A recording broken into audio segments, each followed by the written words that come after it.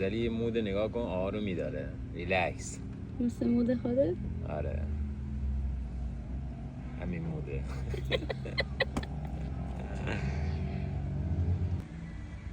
کجا میره؟ رشت. چیکار کنم؟ تو ترافیک رانندگی فلان. هلو ملو، این ولاگ قرار ولاگ هفتگی باشه، ولی اولین روزش دقیقا روزی میشه که من قراره لولا رو بیارم پیش پزشکش و هم چکاپ بشه، هم یه سری واکسنا داره باید بزنه. بعد اینکه دوربینم باید ببرم ببینم که مشکلش حل میشه. آخه دوربینم خراب شده بود، ببینم درست میشه نمیشه، باید قیدشو بزنم. تو فکر دوربین جدید باشم یا میتونم از همون دوباره استفاده کنم، چون دوربینم واقعا خیلی دوست دارم. یعنی در واقع اولین دوربین بودش که من داشتم و خیلی باش خاطره دارم و واقعا دوست دارم همجور نگهش دارم. اگر حتی خرابم شده باشه نوستالژی من اینو میخوام نگه دارم. امروز یه اتفاقی که افتاد، من یه مدت همش به مرتضی میگفتم که یعنی داشت عادت میکرد پشت فرمون مثلا یه وقتایی مثلا غر میزد. بعد بهش گفته بودم که تو همش پشت فرمون اینجوری صحبت میکنی عادتت میشه راننده تاکسیایی که مثلا اعصاب ندارن اینا. یعنی چند باری هی من اینو بهش میگفتم. بعد امروز که قبل اینکه حرکت کنم سمت رشت، یه ماشینه سر پیچ من ایستاده بودم، یعنی بریدگی بود، ایستاده بودم که اتوبان خیلی شلوغ بود، ماشینا رد شن. بعد مثلا حالا برم، گفتم عجله هم نکنم. بعد این اومده بود کنار من ایستاده بود، بعد آینه به آینه چسبوده ماشین من. بعد من اینجا نگاه کردم گفتم ولش کن. بعد شروع کرد بوق زدن. بعد من عصبانی شدم دیگه. تو میگم که هورمونام بالا پایین شده و یعنی آماده‌ام یه نفر بیاد با من دعوا کنه، من برم توش با سر بذارم تو صورتش. در این حد من عصبیم. بعد اینجوری که محل نذاشتم اینا، راه براش یه ذره آروم آروم باز کردم، بازم جوری کرد که من مجبور شدم، یعنی 2 تا ماشین قشنگ نزدیک من شده بود، من از خیابون رد شدم، یعنی در این حد. بعد دیدم که گفتم خب حالا مستقیم میری، دیدم نه، مسیری که من دارم میام اونم داره میاد، یعنی قشنگ دور زد سمت راست، منم خواستم اونجا برم. داشتم رفتم پیش مرتضی. بعد دیدم ماشینه هی گاز میده، بعد یهو میزنه سر ترمز، یعنی مثلا کنار من وای میسته، اذیت میکنه، یهو مثلا لای میکشه جلوی من. عصبانی شده بودم، یعنی قاطی کرده بودم و تا حالا اصلا اینجوری نشده بودم، یعنی پشت فرمونا اصلا هیچ وقت سابقه نداشت. بعد منم بوق دستم گذاشتم روی بوق، همینجوری بوق رو نگه داشتم. بعد رفتم جلوتر، دیدم باز پسر هی گاز میده، هی آروم میکنه، گاز میده آروم میکنه. من هی داشتم گاز میدادم، یه من از این بزنم بهش چندین بار. دوباره دستم گذاشتم روی گاز، بعد نمیدونم اتفاقی یا نمیدونم میدونست چی، اون همون جایی که دیگه من باید میسادم رسیدم به مرتضی، یا اونجا وای میسته. بعد دیگه من قاطی کرده بودم، در ماشین کوبیدم، میگم مردی که برای چی میپیچی جلوی من نمیزنی سر صدا بلند کرده بودم. و مرتضی اینجوری بودش که اول یه نگاه به من، یه نگاه به اون، یه نگاه به من، یه نگاه به اون، نمیدونست چی شده و این کشه جلوی من. بعد مرده گفت چی، گفتم برو. بعد اینجوری نگاش میکردم، برو فقط برو. خیلی بده واقعا، خیلی ناراحت شدم بعدش. بعد پسرم دیگه چون مرتضی رو دیده بود سکوت کرد. تا قبلش میگفتم تنها بودم دیگه. بعد یهو دیدی صاحب پیدا کرد، یه مردی اون اطراف داره میچرخه میاد و اینا، این دیگه سکوت کرد. میگم حالا چی شده، مگه داری بزرگش میکنی؟ گفتم چی شده؟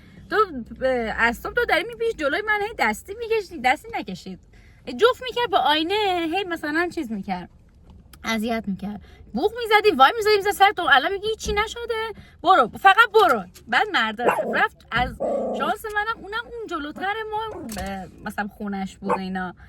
بعد من نشستم تو ماشین، بعد مرتضی گفتم اینجوری کردم. بعد مرتضی جالبش اینه که خونسرد ایستاده بود، داشت پسره رو نگاه میکرد و من فقط دعوای ما رو داشت نظارت میکرد. بعد که پسره میره، من حالا تو دلم داشتم دمش گرم شه، چون میتونه خودش رو تو این حالت خونسرد نگه داره. منم باید رو خودم تمرین. البته من الان شرایطم زیاد چیز نیست، یعنی مثلا در پریودیم هم هست و اینا، هورمونام هم جابجا شده، اگه 100% تو حالت عادی بودم اینقدر عصبانی نمیشدم. ولی داشتم گفتم باید بتونم خودم رو کنترل کنم تو این شرایط پریودیمم، بتونم خودم رو کنترل کنم، مثل مرتضی خونسرد باشه. بعد میبینم مرتضی میگه تو من مسخره می‌کردی، تو شبیه راننده ها شدی، تو خودت بدتری، فقط کم بود و پسره رو با یه گرز بزن یا اینا. بعد دیدم برگشت میگه که من خیلی حالا خودم آروم بودم، مشتم داشت میرفت. گفتم نه این ساکت بود، داشته برنامه‌ریزی میکرد که چجوری پسره رو بزنه. وای من بگم این خونسرده چون دیده من عصبانیم میخواد جو بدتر نکنه، نگو این دنبال فرصت بوده، مشتش آماده بوده که پسره رو بزنه. بعد دیگه پسره در هر صورت برگشتنی که داشت میرفت مرتضی رو صدا میکنه، بعد معذرت خواهی کرد. ولی خیلی ناراحت شدم بچه‌ها. یعنی خب حق نداشت واقعا اینجوری بکنه. ای پیچید اگه میزد به رگ ماشین رو میکند یا شوخی میزد ماشین چی میشد؟ خسارت نمیگرفت که. حالا بیا برو دنبال این پاسکا اون پاسکا، داستان بود دیگه. اصلا رفتارش هم درست نبود خدایی. ولی خب من تو شرایط نرمالی نبودم. بعد جالبش اینه که دیروز توی همون محله دعوا شده بود. بعد در حدی که مثلا این شمشیرها چیه، الان اسمشو نمیخوام بیارم بدآموزی میشه، این چوغای خیلی خیلی بزرگ هستن، از اونو آورده بود زده بود خون روزی. بعد به مرتضی گفتن این محله شده محله دعوایی ها، واسه به محله دعوایی، یعنی همش داریم. منم دقیقاً همونجا بودم دعوا کردم با اون پسره. خلاصه این روز اول بلاگ ما با دعوا شروع شد. بقیه‌شو خدا به خیر کنه. ساعت چنده؟ ساعت 1:30 به من گفت 2 بیا. نمیدونم چون اینقدر زود رسیدم رشت. دیدم برم تو ببینم شاید دکتر بودش. این خاطرم گفتم براتون تعریف بکنم بدونید اولین روز من چطور آغاز شده.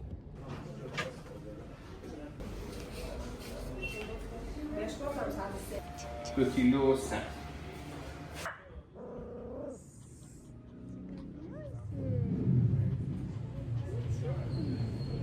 زور میگن آدم از مرگ و خون میگن.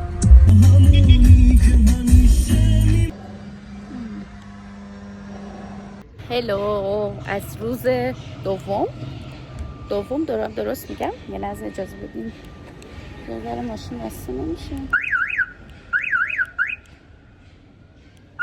هلو سایلنتش کنم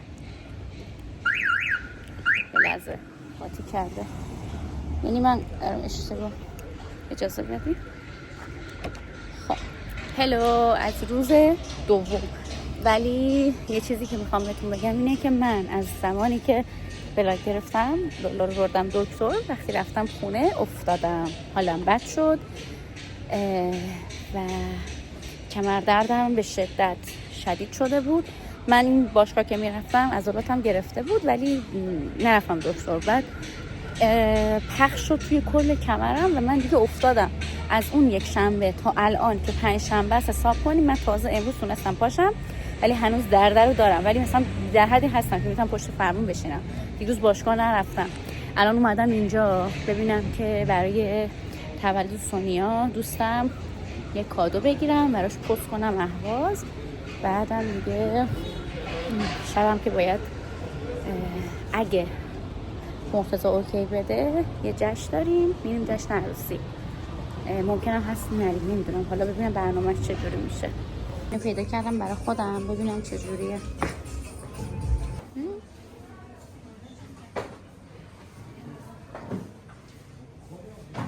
سرم زده بود رنگمو بگیرم موامو بلوند کنم ولی خیلی با خودم مقابله کردم و این کارو نکردم. اما خیلی دوست داشتم که میگرفتم. نمیدونم شاید یهودی پشیمون شدم رفتم خریدم.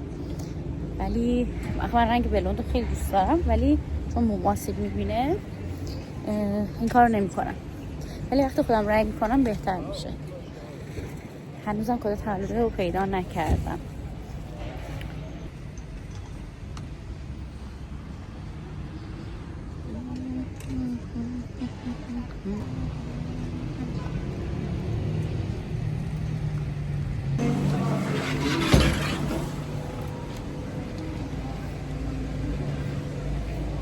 من خریدم و کردم.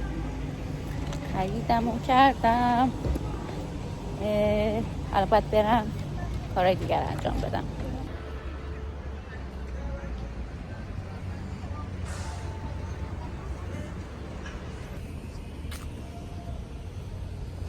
سری قبلی صبح اومدم منطقه آزاد، بعد راحت هر جا دلم خواست ماشین رو پارک میکردم. در حدی که مثلا از این مال میخواستم برم مال بعدی سوار ماشین میشدم، میتونم قشنگ ماشین رو همونجا پارک میکردم. ولی امروز چون که 5 شنبه است اصلا نشد. خیلی شلوغه، خیلی شلوغه و واقعا نتونستم ماشین رو هر جا دلم میخواد پارک کنم، ولی خب میشه رفت اومد، یعنی کلا. ولی میگم با این صبح ساعت 10 صبح ولی اینجا خیلی شلوغه.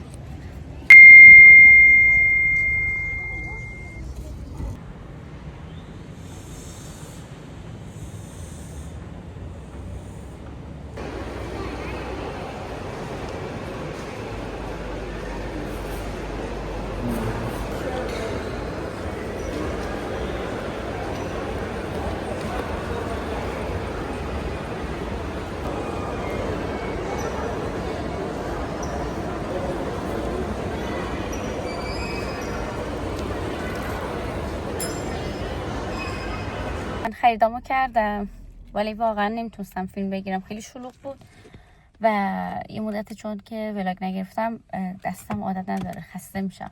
ولی در کل خیلی شلوغ بود. حالا اینا رو ول کنیم. بچه موقعی که داشتم رد میشدم وسایل خریدام اومدن گذاشتم توی ماشین که دوباره برم تو خرید کنم. بعد این ماشین بغلی من، حالا نشونش هم نمیدم، از جلو از این چیزا هست میذارن جلوی ماشین، از شیشه جلو پوشیده میشه مثلا آفتاب نگیره.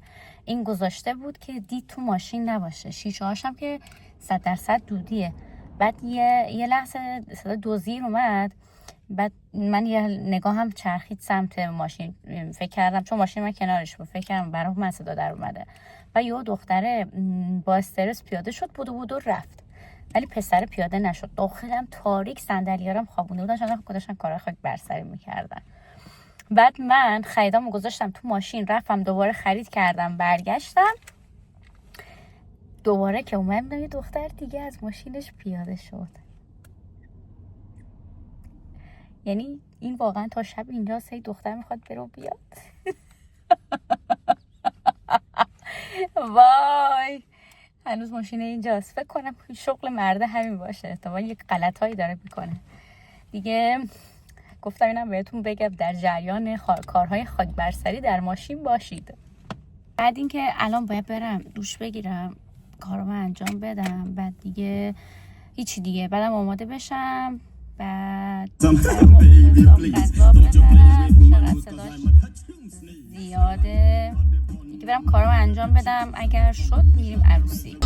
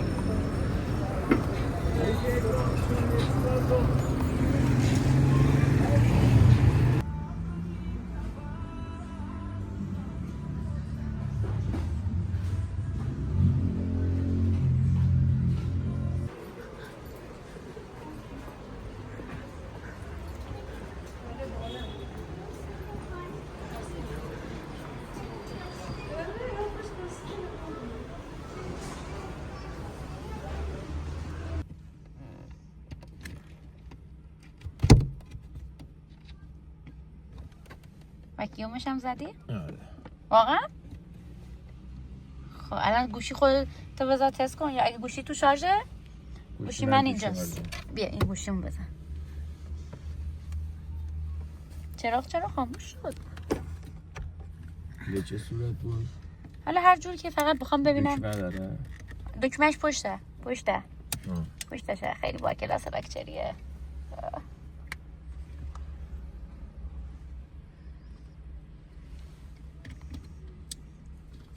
دیگه نه دکمه نداره، با دست. خب اوکیه؟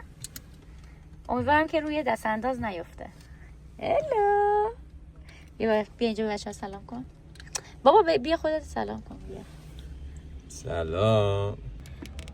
نه دیگه اونجوری که اونجوریش نه. عشقم لنزش کاش تمیز میکردیم. بذار این خوب تمیز نمیکنه. شما اولی فالوور مشترکمون مبارک.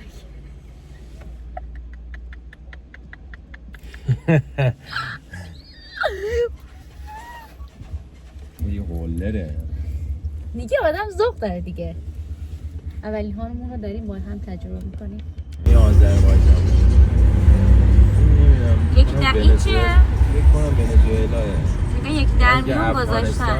آره اینم روسیه. افغانستان هم گذاشتن؟ آره. حالا باید ببینید چه خبری که اینجا رو پر پرچم کردن. نه اصلا کلا اینا رو دیدی؟ کجا؟ چراغای کوچولو. اینا همه درست کردن؟ خب منم میگم جاده رشتم خیلی تغییر دادن. سر این فلکه اومدن چراغا رو همه رو عوض کردن. امشب من دلم یکم گرفته بود اومدیم خمام. الان مرتضی رفته باقالی بگیره بس ازش فیلم بگیرن. من و دخترم با هم ست کردی واو.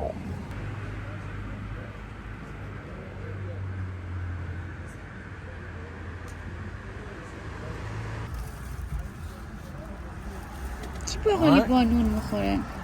آها من چی بدم کلید کرده بود. تو نگفتی نون میخوام. نه بیا ببر. گفتم آقا اصلا نذار اسراف فلانه. نه باید ببری.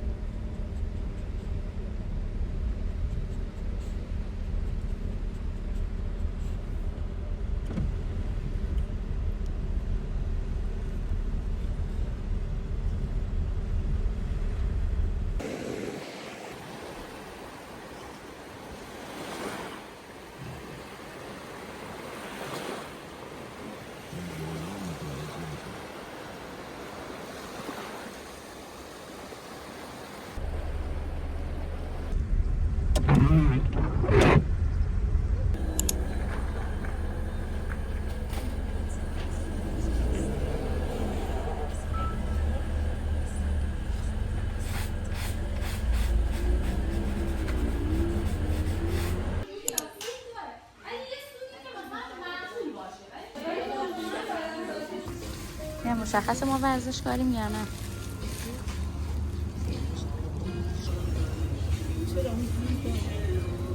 تو که پیاز داشتی ورمی داشتی. تو پیاز دو بردار.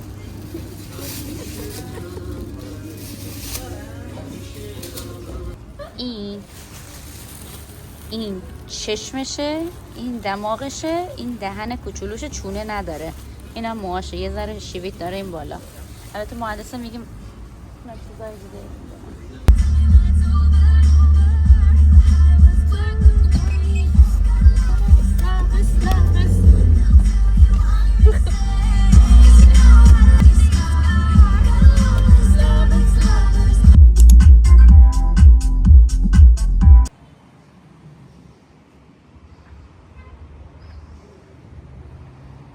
اومدم این رستوران کره بعد منوی غذاشو دیدم و تنوع غذایش خوب بود. من فکر کردم الان میام فقط نودل دادم، نه به جز نودل چیزای دیگه داشت.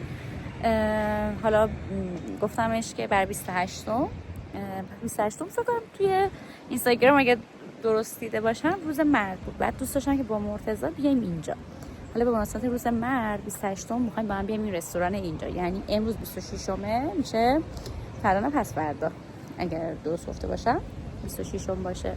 بعد محیطش خیلی خوبه اینجا، تالابه ولی تالاب خوش شده.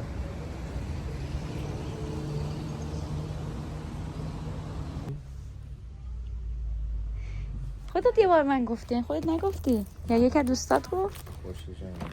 تن بردار، تو خیلی خوشگله. این چی بردارم؟ خرابه؟ نه منظورم اینه که من این اشغولانه رو برمیدارم. این منم این تویی. من اینم. خب بذار اونجا تو مایه های نمیدونم پرتقال چیه، بعد نارنجی میشه در نهایت این شکلی میشه. بعد همیشه سبز بودن میخوردن، الان مرتضی میگه که وقتی نارنجی میشه باید اینو بخور. اسمش چی بود؟ سیتروس ژاپنی. اسمش میگه سیتروس ژاپنیه ولی طعمش خوبه. من همون سبزشم که میخوردم خوشمزه بود. حالا نمیخوام امروز بخورم ببینم طعمش با اون سبزا فرق میکرد یا نه. خب یکمش هم برای منم بذار. طعمی چی میده؟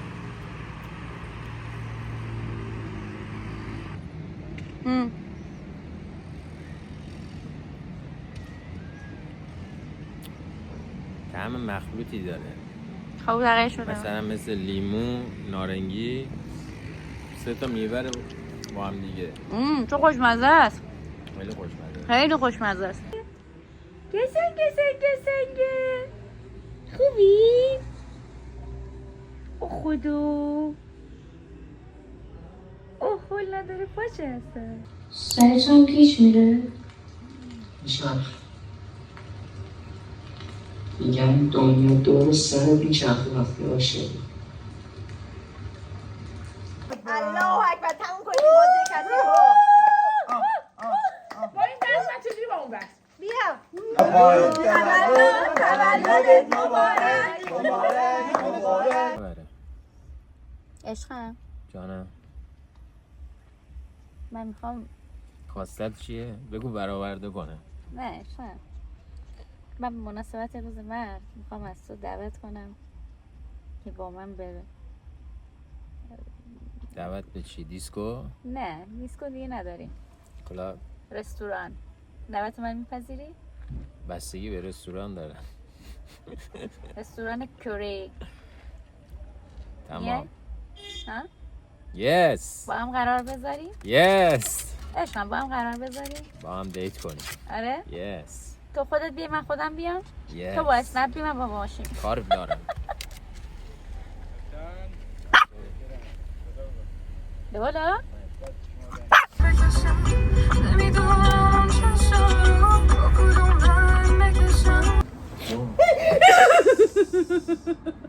برو پایین. باشه زیده نگو. باشه. عشقم برو پایین. بودو. وای چه گوره پرویی بود. برو. پشتتو خالی نذار. پشتتو پر کن. آخه عادت دارم کیفم بده بزنم پشتم. میخوام منو رو بخونم. میخوام منو رو بخونم برای بچه‌ها. تو بیا یکم این ورتر. بیا دیگه میخوام بگیرم. برو بر بچه. نه این نوره میخوره تو صورتت خراب میکنه. بیا این ورتر. بیا خوبه دیگه. خب نگاه کنین ما یه مندو سفارش دادیم. قیمت هم بگم که بدونن یا نه؟ بگو دیگه. یه آب معدنی سفارش دادیم. این برای آینده قیمت رو بمونه خیلی خوبه. یه آب معدنی سفارش دادیم. یک دانه 15,000 ما سگ دور بود. کجاست؟ نه وای. وای چرا میپره؟ باز اومد پشت تو نفهمیدی. من دیدم خدا این کله چرا میپره؟ این خیلی پروه. من یهو دیدم خدا این کله کیه داره میره تو بدن من. بیا برو دیگه. وای برو دیگه. نپره بهمون. چپ چپ نگاه میکنه. بابا تو خیلی پرویی. برو. ولی فز عشق من دارم سکته میکنم به خدا دارم. نه گناه داره ولی یا خدا برو. بذار عشق من الان گریم میگیره داره خفتم میکنه. نکن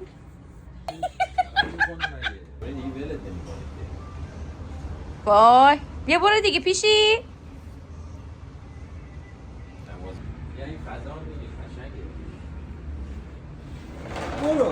برو بچه بیا برو خودت. نه نداره نمیره. بیا برو نه بابا ورگرد میاد. بده من. داره میگیره. از من داری فیلم میگیری؟ آره. یه توضیحاتی در رابطه با این رستوران بهتون بدم. رستورانت. آقایی که اینجا زندگی نمیکنه صاحب این رستوران خودش 20 سال کره بوده. بعد غذاهایی که اینجا هستن اکثرشون با گوشت خوکه. این اطلاعاتی که تازه کسب کردم. ولی به خاطر اینکه ما گوشت خوک نمیخوریم ما با گوشت مرغ میخوریم غذاها رو. بعد دیگه حالا میاد تست میکنیم ببینیم چه جوری. اگه من غذا رو تونستم بخورم کی میخوره؟ میدم این بخوره. چی بخوره تو؟ سوشی؟ قیافه‌شو نگاه کن. الکی پری تو بغلت. چی روی داری؟ برو دیگه. قشنگ. اینو من میخوام تست کنم. خب تو خوردی؟ چوب مخصوص با ژاپنی. هم بخوری بعد نظر بدیم. خب 1 دو 3 2 1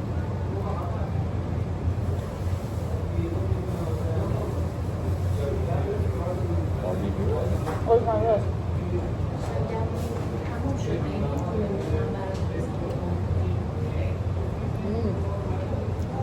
very nice. خانجانگ خیلی خوشمزه است. عالیه. عالیه. اصلا سسش خیلی باحاله. اینه یه طعم بامزه‌ای داره. شیرین نیست ولی شیرینی رو حس می‌کنی توش، ولی اصلا اونجوری نیست که دلتون رو بزنه. پکیه. مرغ پفکی.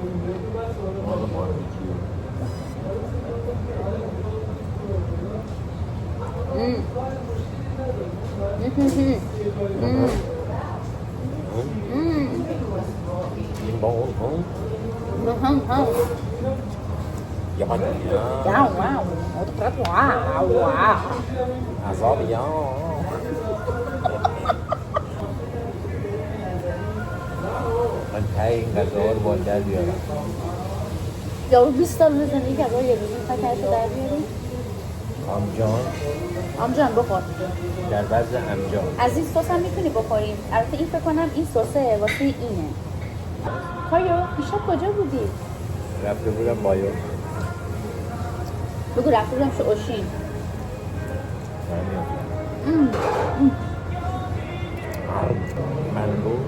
منگو سرخ شده. این سرخ شده است. اون آبپزه. آبپزش ولی بالاتره. اگه منگو خوردیم حتما آبپزش رو بگیریم. آبپزش خیلی خوش. دوتاش فرقی نمی‌کنه ولی به نظر من آبپزش خیلی بهتره. حالا بذار مرتضی بیام نظرشو میگه. عشقم نظر تو چیه؟ رایقی شکنگات میزدی؟ اونا خودشون راحت میخورن.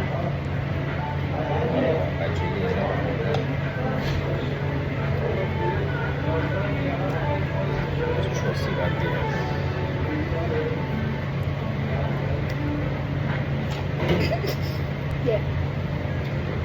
بیا برای تو گرفتم. نظر در مورد هدیه روز مرد چی بود؟ عالی بود. Very nice.